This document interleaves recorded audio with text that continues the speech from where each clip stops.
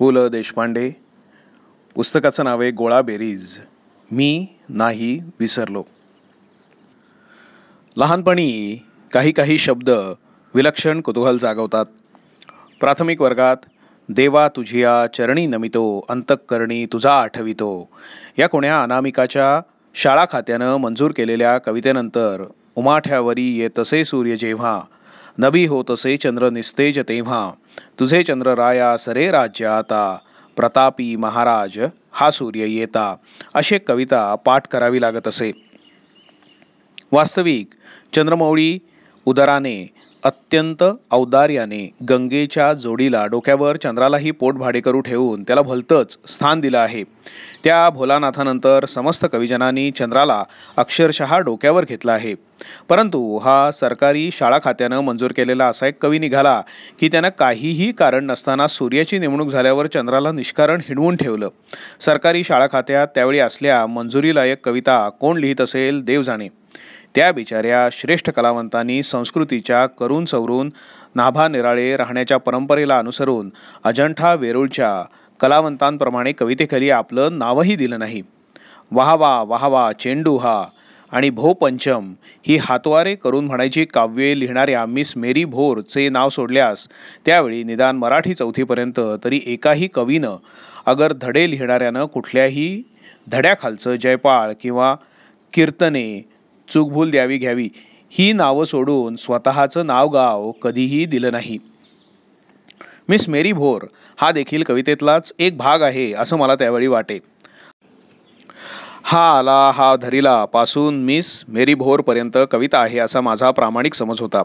पुढे भारतीय संस्कृतीच्या अनामिकतेशी परिचय झाल्यावर ही मेरी आपली नसावी म्हणून तिचं नाव घातलं असावं असं स्वतःचं समाधान करून घेतलं.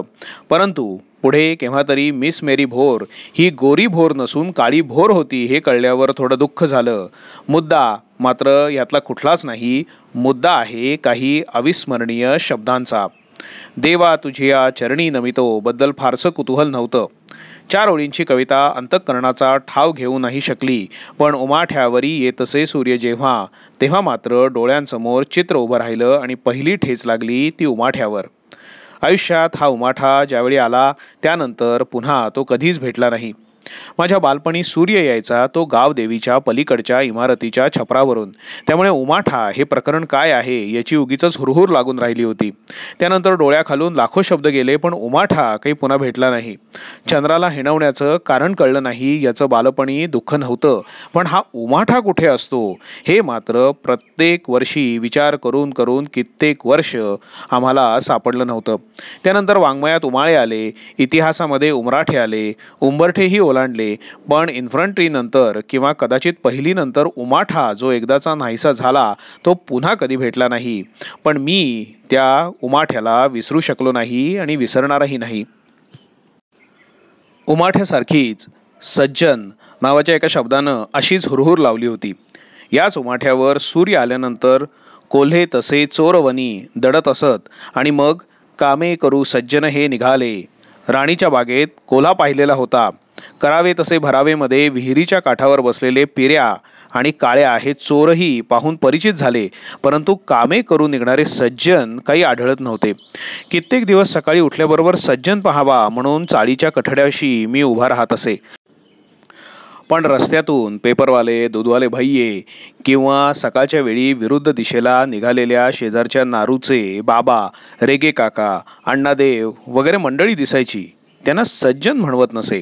सज्जनाची मूर्ती डोळ्यांपुढे उभी राहायची ती कोल्हे आणि चोर वनात दडल्यावर कपाळाला गंध लावून रुमाल बांधलेल्या, लांब डगला घातलेल्या, जंगलातून चाललेल्या माणसाची. तसला सज्जन अजूनही काही सापडत नाही. त्यामुळे मना सज्जना भक्तिपंथेची जावे हा श्लोक पहिल्यांदा पाठ करायला घेतला तेव्हा हा मना नावाचा सज्जन कामे करून निघालेल्या सज्जनांच्या कुटुंबातला असावा असं उगीचच वाटलं. असाच आणखी एक शब्द कित्येक वर्ष भेटला नाही. परोपकारी शंभूची आठवण बरीच मंडळी विसरली असतील पण मी नाही विसरलो. कारण तो शंभू विरळा होता. हा विरळा आता फारच विरळा होत चाललेला आहे. आता विरळा येतो तो क्वचित होऊन. पण विरळ्याची मजा क्वचितच ला येते. कधी मध्ये भेटलास तर शंभूची आठवण देऊन जातो. डाळे कुरमुरे आणि उसाचा रस आणणारा भडबुंजाचा रामू जसा डाळे कुरमुरे किंवा उसाचा रस दिसला की माझी स्मृती चाळवून जातो, तसाच हा शंभू. जुन्या शब्दांसारखी ही काही जुनी मंडळी देखील हुरहुर लावून गेली आहेत. काका उठा, दार उघडा, हा रामा आला. या धड्यात काकाला उठवणाऱ्या त्या पुतण्याचं नाव काय असेल याची तो धडा वाचल्या दिवसापासून मला रुखरुख लागून राहिली आहे. सामान्यतः जुन्या एकत्र कुटुंबात पहाटे पोरांना उठवायचं कार्य वडील मंडळी करायची, पण हा रामा आल्यानंतर देखील ढाराढूर झोपून राहिलेले काका आणि त्यांचा उठा, दार उघडा अशी ऑर्डर देणारा हा पुतण्या भलताच धीट वाटायचा. पुतण्याचं नाव आणि पत्ता गुलदस्त्यात ठेवून लिहिलेली ही जुनी नवकथा धुसर वातावरण ठेवण्याच्या बाबतीत आद्य ठरावी. काका उठा या वाक्यानं ओसरीवर घोरत पडलेले काका आणि त्यांचं पांघरून ओढणारा पुतण्या ह्या प्रतिमा माझ्या डोळ्यासमोर येतात.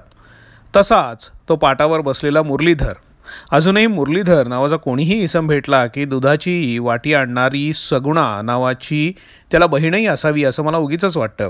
वाङ्मयाचा चिरकालीन परिणाम राहतो म्हणतात तो हाच. अशीच दुसरी बहीण भावंड मनाला चटका लावून गेली, ती मोरू आणि काशी. दसऱ्याला आपट्याच्या पानाबरोबर सायंकाळी सोने लुटून आलेल्या मोरूची आठवण येते. भावबंधनातला अंगभर सोनं चढवून आलेला मोरू प्रथम मी पाहिला तेव्हा मी ह्या सोने लुटणाऱ्या मोरूच्या आठवणींनी गहिवरलो होतो. आणि त्याला दारी येऊन ओवाळणारी काशी. देशमुखांच्या घरी सकाळीच सुरू झालेला चौघडा आणि हातपाय धुवून देवाच्या पाया पडायला लावणारा मोरूचा बाप. थोडक्यात शरदबाबू, हरिभाऊ यांच्यासारख्यांनी निर्माण केलेल्या खूप व्यक्तींचा परिचय झाला. पण मोरू, काशी, मुरलीधर, सगुणा, मोरूचा बाप, परोपकारी शंभू, काळ्या आणि पिऱ्या हे अनुक्रमे बुडून आणि मिठाई खाऊन मेलेले चोर, शहर पाहण्यासाठी आलेले होनाप्पा आणि सातप्पा हे कोष्टी, रामा धार काढायला आला तरी घोरत पडलेले काका यांची सृष्टी शंकर मामंजी, श्रीकांत, गणपतराव, यशवंतराव, भावानंद, वंदना, विप्रदास या साऱ्यांहूनही मनामध्ये अधिक पक्के ठाण मांडून बसली आहे. ही माणसं काय किंवा ते शब्द काय डोळ्यांपुढे अजून मूर्त होऊन येतात. मी नाही विसरलो अजून. माझ्या लेखी मोरूची शेंडी बनातीच्या टोपीतून बाहेर आलेली आहे. ओवाळणाऱ्या काशीचं नाक टोचून काडी घातली आहे आणि तिला नागपुडीवर लालसर पुडी आली आहे. शंभूनं धोत्राचा काचा मारून पायात कोकणी वहाण घातली आहे. मुरलीधराच्या कानात भिगबाळी आहे आणि सगुणा दुधाची वाटी आणताना बेंबीजवळ परकर खोचून चालत येते आहे. पिऱ्या आणि काळ्या हे दोन चोर चोरीचा धंदा करण्यापूर्वी आगगाडीच्या इंजिनामध्ये कोळसे घालणारे फायरमन असावेत आणि मोरूचा बाप चकणा असावा असं त्यावेळी मी जे ठरवलं होतं त्यात अजूनही बदल होऊ शकत नाही. शाळेतल्या पोरांना लाकडाच्या मोळ्या आणायला लावणाऱ्या सांदीपनी आम्हाला विड्या आणायला सांगणाऱ्या छत्रे मास्तरांसारखा मला अद्यापी वाटतो. सर्वांचे चेहरे मोहरे अगदी पक्के झालेले आहेत. मी खरा चोर पाहिला त्यावेळी 8-9 वर्षांचा होतो. बेड्या घालून एक चोर पोलिसांनी रस्त्यातून चालवला होता आणि मधलं बोट धरून वडिलांनी मला रस्त्यातून चालवलं होतं. त्या चोरानं माझी स्वप्नसृष्टी पार ढासळून टाकली. हा चोर काळाच असला पाहिजे असा मी माझ्या मनाशी निर्णय केला होता. परंतु प्रथम पाहिलेला चोर पोलिसापेक्षा गोरा होता. त्यामुळे पोलिसानं चौकीवर वर्दी द्यायला आलेल्या मालकाला चोर म्हणून पकडलेलं का काय असं वाटून मी खिन्न झालो होतो. असूनही खास मालक घरचा म्हणती चोर त्याला ही ओळ ऐकली की मला तो गोरा चोर आणि काळा पोलीस आठवतो. अशी स्वप्न भंगवण्याचं पाप चोराप्रमाणेच दिपोटीनंही एकदा स्वतःच्या माथी घेतलं आहे. दिपोटी हा मनुष्य उंच आणि लठ्ठ असतो आणि तो पगडी आणि फुलबूट घालून त्या व्याख्येमध्ये मी कित्येक वेळा पाहिलेला होता. पहिला दिपोटी बसला नाही तो नाहीच. तो नुसतीच काळी गोल टोपी घालून आला होता आणि मास्तरांनी आम्हाला फसवलं असावं असं मला राहून राहून वाटलं. एकदा मनामध्ये मांडलेल्या चित्रांची लगोरी पकडली की ती पडलीच. ती पुन्हा उभी करणं मुश्किल होतं, कारण त्यानंतर बऱ्याच वेळा दिपोटी आले. पगडी फुलबूट घातलेले ते दिपोटी ते सुद्धा आले. पण दिपोटी आणि चोर कसाही असू शकतो हे सत्य ती लगोरी एकदा उधळून गेले ते गेलेच. प्रत्येक विषय असा एक निरनिराळ्या जातींचे ठसे घेऊन येत असे. काळ काम वेगात मजुराची गणितं असायची. सगळ्या मजुरांना अ, ब किंवा क अशी एकाक्षरी नावच असत. माझा असा दृढ समज त्या गणितांनी करून दिला होता की सगळ्या मजुरांची नावं ही एकाक्षरीच असायची. हा मजूर सद्गुणी असायचा, ब थोडासा बावळट आणि धांदरट, आणि क हा लुच्चा. हे समीकरण मनामध्ये पक्कं होतं. मराठी शाळेतून इंग्रजी शाळेत शिरण्याच्या अवधीत उपनगरात आमचं घर बांधायला सुरुवात झाली आणि काम वेगातले गोखल्यांच्या गणितामध्ये वस्ती करून राहिलेले मजूर प्रत्यक्षात पाहायचा प्रसंग आला. तेव्हा त्यातले मजूर कुठले, ब कुठले आणि क कुठले असतील याचे अंदाज घेत मी माझ्या नव्या घराचं बांधकाम पाहायला जाऊ लागलो. बेडरूम, प्लेन्थ आणि व्हरांडा हे शब्द मी फारपणी शिकलो. शेवटपर्यंत मला मजूर, ब मजूर किंवा क मजूर आढळले नाहीत. भीमण नावाचा एक काटकोळा, काळारोम, कामाठी मजूर मला आठवतो. माझ्या मजुराच्या चित्राशी त्याचं रूप जुळणारं होतं, परंतु त्याचं नाव नसून भीमण्णा आहे हे मला कळलं तेव्हा मला उगीचच खट्टू झाल्यासारखं झालं. भूगोलानं, संस्थानं पिवळी असतात असं शिकवलं होतं. साहेब लाल असल्यामुळे त्यांचा मुलूक लाल असावा अशी पक्की समजूत होती. परंतु माझ्या पाहण्यात पहिलं संस्थान आलं ते कोल्हापूरचं. वयाच्या 7व्या किंवा 8व्या वर्षी मी कोल्हापूरला गेलो होतो. तिथली माती, रस्ते, इमारती, राजवाडा कुठे कुठे म्हणून मला पिवळा रंग आढळला नाही आणि भूगोलावरचा माझा विश्वास पार उडाला. इतिहासामध्ये युद्ध चालू असेपर्यंत मी आनंदात असे. विशेषतः राक्षस तागडीची लढाई कोणाकोणात झाली हे मला कधीच आठवलं नसूनही ती लढाई राक्षस तागडी या नावामुळे माझ्या कायम स्मरणात राहिली. आज मितीलाही मी आठवून पाहिलं तरी राक्षस तागडीची लढाई कुणी केली हे मला काही आठवत नाही. परंतु राक्षस आणि तागडी ही परस्परांशी अजिबात संबंध न येणारी मंडळी एकत्र कशी आली या विचारामुळेच ते नाव डोक्यात राहिलं. खर्ड्याची लढाई, डबोई, प्लासी, वसई वगैरे गावं काय, कोठे, कशाविषयी प्रसिद्ध या प्रश्नामध्ये हटकून यायची. लढायांशी आपलं भांडण नव्हतं, पण तह या शब्दाचा मात्र अजिबात न आवडणारा असा संबंध होता. तह आला की कलम आली आणि तहाची कलम हा इतिहासातला एक कमालीचा तापदायक भाग. युद्ध परवडे पण तह नको वाटे. युद्धामध्ये मजा होती, तहामध्ये अभ्यास. अजून देखील तह म्हटले की मला भीती वाटते. हरलेल्या पक्षानं तैनाती फौज ठेवण्याचे आणि कुणीतरी कुणाला तरी मुलूक तोडून देण्याचं त्यात कबूल केलेलं असायचं. मुलूक तोडून दिला हा वाक्यप्रयोग आला की फौजेतले हरलेले भिडू, भाले तलवारी टाकून निमूटपणे हातात फावडी, कुदळी, कुऱ्हाडी घेऊन मुलूक तोडायच्या कामाला निघाले आहेत हे दृश्य अजून माझ्या डोळ्यासमोर येतं. चौथाई आणि सरदेशमुखी वसूल करायचा हक्क देखील इकडून तिकडे जायचा आणि ही चौथाई सरदेशमुखीच्या जोडीजोडीनंच का जायची हेही देव जाणे. कुणी कुणाला नुसतीच चौथाई दिल्याचं मला आठवत नाही किंवा तूर्त सरदेशमुखी घ्या, चौथाईचं पुढल्या लढाईच्या वेळेला पाहू असं म्हटल्याचंही स्मरत नाही. या तहाच्या वाटाघाटी त्याच्यामध्ये तो एक प्रकार होता. म्हणजे त्या कशा होत असतील याचं मला कुतूहल होतं. ते मात्र अजूनही हे आहे, दिल्लीला बडे पाहुणे आंतरराष्ट्रीय पातळीवर कशा चर्चा करतात हे देखील मला अजून सतावणारं कोडं आहे. समोर फुलदाण्या आणि 7-8 चित्रविचित्र पदार्थांनी भरलेली काचपात्र ठेवून मंडळी आंतरराष्ट्रीय पातळीवर बासुंदीचा भुरका कसा मारत असतील हे एकदा याची देह्या याची डोळा पाहिल्याशिवाय माझा शेवटचा दिस गोड होणार नाही. भूगोलाच्या पुस्तकात व्यापारी वारे नावाचा एक प्रकार होता. हे बाणाबाणांनी नकाशामध्ये दाखवलेले असत. म्हणजे ते वारे म्हणजे ते बाण. ते नेमके केव्हा सुरू होतात हे मला आता आठवत नाही. किंबहुना व्यापारी देखील दुकानदाराहून निराळा दिसणारा प्राणी असावा असा माझा समज होता. परंतु व्यापारी वाऱ्यांचे हे बाण आकाशात कधीतरी पाहायला मिळावेत अशी एक बालपणी फार इच्छा होती, पण ती अजूनही पूर्ण झालेली नाही. तीच गोष्ट विषुववृत्ताच्या पट्ट्याची. हा पट्टा एवढ्या पृथ्वीच्या पोटावरून ओढायचा खटाटोप करणारा कोण बरं हा महाभाग असेल या चिंतेने मी बरीच वर्ष हैराण झालो होतो.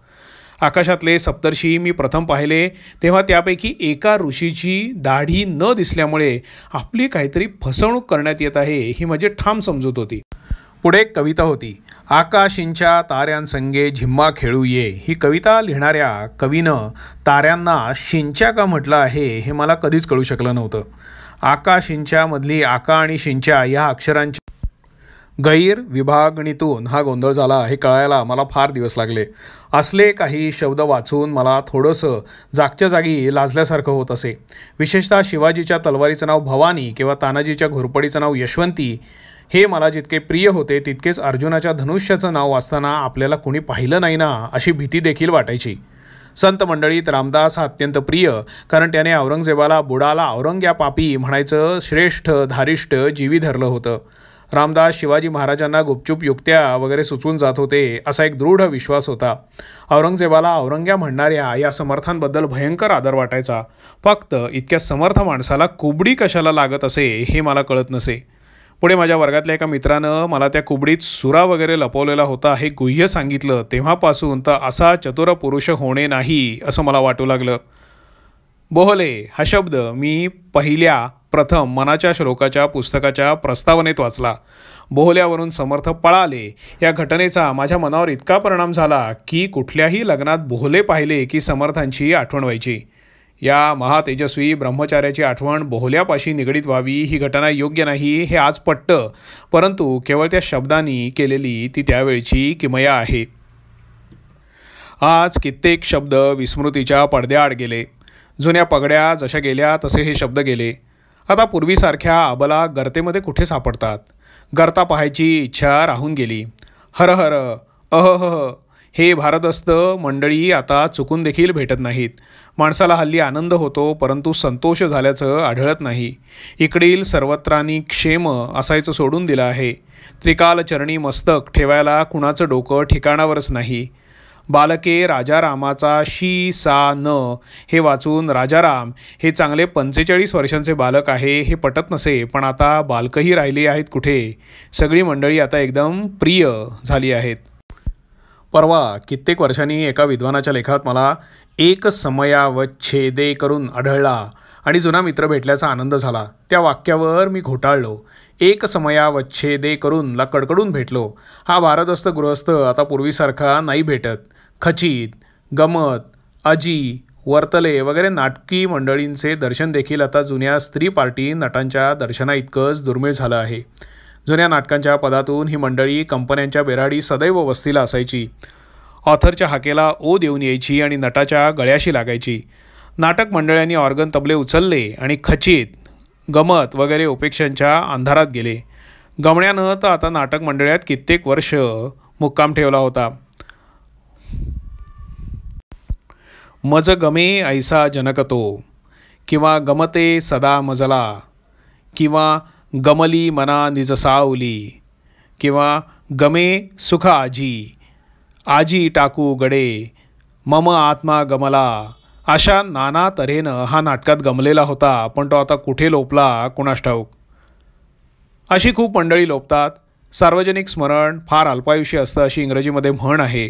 वादळात सापडलेल्या त्या बिचाऱ्या सोमदत्ताला शेवटी कुठे आसरा मिळाला की नाही अजूनही कळत नाही. विरोळ्यानं काय सांगितलं ते आठवत नाही, पण विरोळा आठवतो. धरा बुद्धिपोटी हे पाठ करताना पडलेल्या बुद्धी डोक्यातून पोटात कशी गेली या कोड्याचं उत्तर सुटायचं आहे. फुलास देऊन स्वागत करणारे सन्मित्र आता राहिले आहेत ते केवळ आठवणीत. इतके बोलूनी थकली सुकली मुकली इत्यादी जाईची दिव्य फुले भेंड्या लावताना ई या प्रारंभाक्षरामुळे अधिक प्रिय वाटत होती.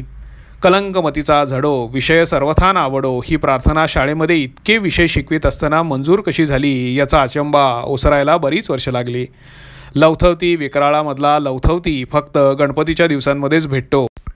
लवथवतीला त्या आर्थिकेरीज कुठेही लवथवायला मिळालं का नाही. काही उपेक्षा. बालमनाच्या कोपऱ्यामध्ये या मंडळींनी एकेकाळी आपली इवलीशी चूल मांडलेली होती. जुने शेजारी अचानक भेटावे आणि त्यावेळी आपले फारसे पटत नसले तरी जुना शेजार आठवून क्षणभर अंतःकरणात काहीतरी पाझरल्यासारखं व्हावं असं मात्र या उमाठ्यावर उगवलेल्या आठवणींनी झाल्याशिवाय राहत नाही. मनाच्या खोल गुहेमध्ये त्यांनी आपला अजेंठा उभा केला आहे. काही चित्र पुसली आहेत, काही ढेपाळलेलीही आहेत, पण पार वाहून मात्र अजून गेलेली नाहीत. मी माझ्या या कोवळ्या चित्रसृष्टीतल्या सौंगड्यांना नाही विसरलो अजूनही.